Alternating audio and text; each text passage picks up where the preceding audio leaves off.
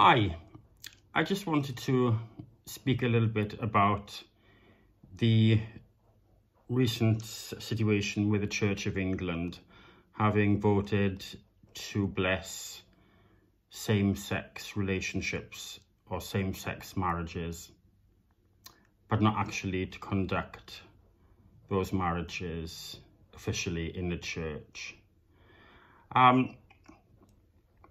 This is a situation which is quite close to my heart, actually, given that I was an organist at the church first when I was 12 years of age. And my most recent post as organist has been for 9 years. So the church has been a very big part of my life, actually. And I came out as a gay man when I was 15. So I'm now 49. So it was quite unusual at that time, for a teenager to be out. And I've had a kind of meander around some of the church's teachings and contemplate very deeply if I should belong in the church or if I'm comfortable there. And my spirituality actually has quite a wide range. I find beauty and inspiring sacredness, if that's a word. I find, beauty and profundity in many, many spiritual traditions. So the church is not my main source of spiritual kind of growth. I look and find spirituality in many places.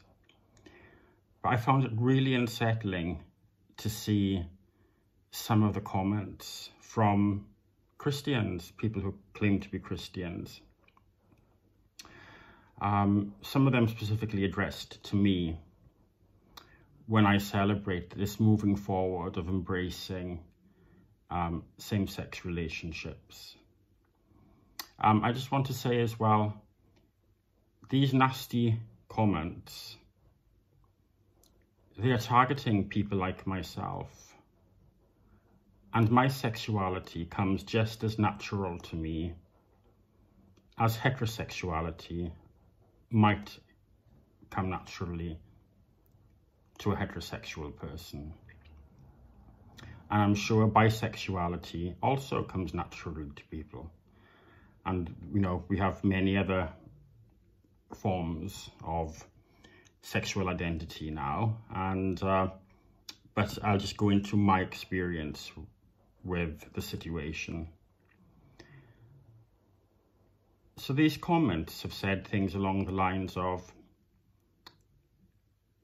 we have the wrong interpretation of the Bible, and that there is only one literal interpretation of the Bible.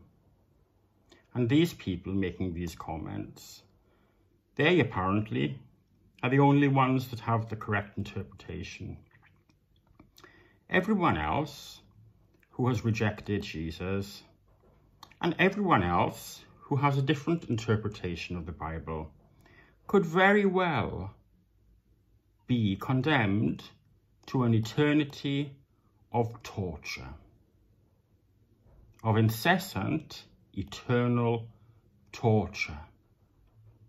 And it is the God of love that would do that to its own children. This love, by the way, is meant to be a love which transcends everything, which is profound, a deep, deep, deep love. Love beyond measure. As the hymn says, love divine, all loves excelling. When I come to the end of my life, apparently, I will have to justify for what has come naturally to me. my loving relationships, and my sexual orientation. And standing right next to me may be a heterosexual person who's had a life in a loving marriage. I, apparently, will be condemned to an eternity of torture and incessant, unyielding pain. The person next to me, the heterosexual, will go to heaven for eternity. If that makes sense, just on an emotional level, never mind talking about scripturally or in terms of an interpretation, if that makes sense to you as a human being, well then all the best to you, because I'm deeply, deeply saddened by people who have those beliefs and claim that this is an example of love. It is not love. That's a twisted, horrendous, despicable view of God. And those that hold these views are welcome to keep them. But don't for a minute think that I'll be persuaded to take them on board and see my own sexual orientation in those terms. I'm not about to hate such an integral aspect of myself. I'm not about to shut off my experience of love with people of the same sex. I'm not about to stop having a sex life either. I'm not about to stop enjoying giving and receiving love in a way that heterosexual people do.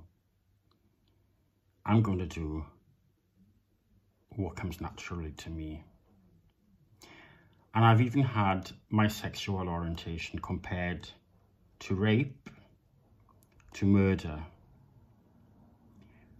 And again, these people can make those comparisons if they wish, but don't expect me to align my sexual orientation with things such as rape or murder. I won't do it. And just also I want to say,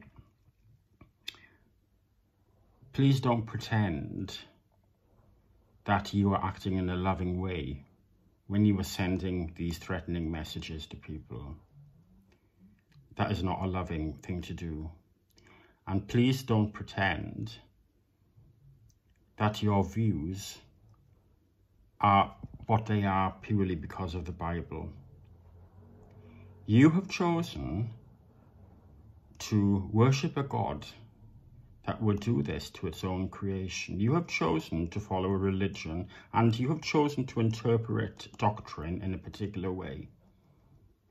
And out of all the different spiritual traditions on this planet, you have chosen a particular interpretation of a particular religion. This says a lot about you as a human being, that you can actually wake up in the morning and pray to a God that would consign people, your own brothers and sisters on this planet, to an eternity of torture. If you are comfortable in that, carry on. And God bless you. And I want to talk a little bit as well about my spiritual life, because there's been a few messages that I've had which have said that I have a problem with God. And I will say that God is at the center of my being. God created me. My relationship with God is at the center of my life. He or she is the foundation of life itself. And prayer and meditation, for me, are hugely important. They're the cornerstone, a rock in my life. Over the years, my experience with prayer and meditation has deepened.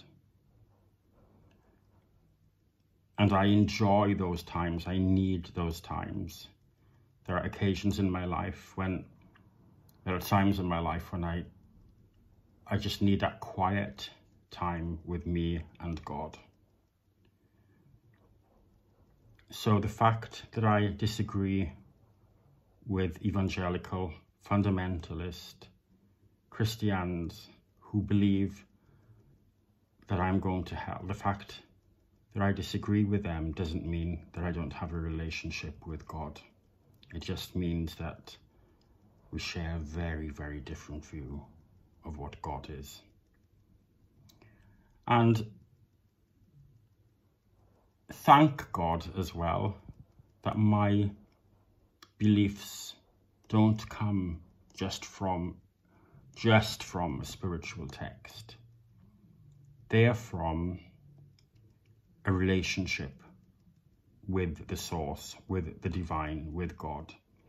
Because for me, God, the creator, transcends definition. My spiritual life, my experience with it, with finding myself in the spiritual process of life itself, comes from those sacred moments when I surrender to God and open up to what he or she has to communicate with me. And there is a wonderful intimacy that's emerged through the years, which is very, very special to me. And that's something that I honor and treasure in my life. So God bless you, and I hope that whatever your sexual orientation is, that it can be celebrated.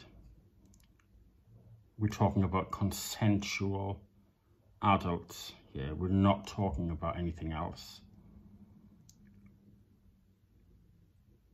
For gay people, bisexual people, straight people, whatever your sexual orientation is, I think it's wonderful for it to be celebrated, honored, and respected as part of one's being, and enjoyed as well, really enjoyed. Bye for now.